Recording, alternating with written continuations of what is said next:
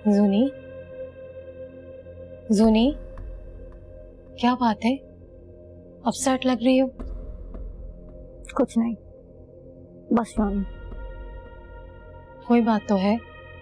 क्या मुस्तफा ने कुछ कहा है? नहीं। फिर क्या बात है?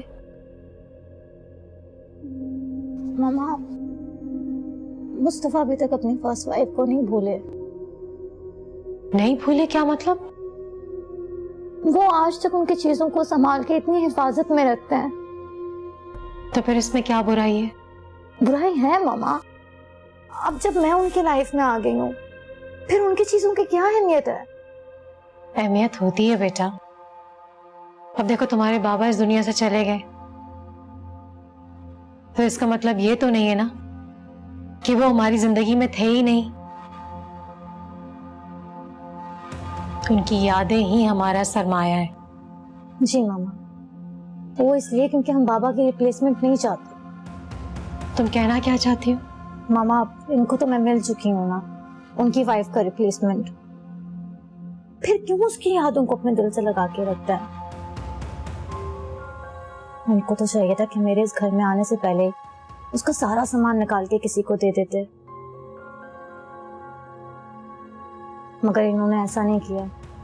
वो चाहते हैं कि मैं इन चीजों को दिल से कबूल करूं। तो इसमें हर्जी क्या है? मामा, लेकिन मुझे अच्छा नहीं लगता उनकी सेकंड वाइफ बन के रहना। मैं चाहती हूँ वो अपने दिलों दिमाग से उसकी तमाम यादों को खर्च के निकाल के फेंक दे भाई।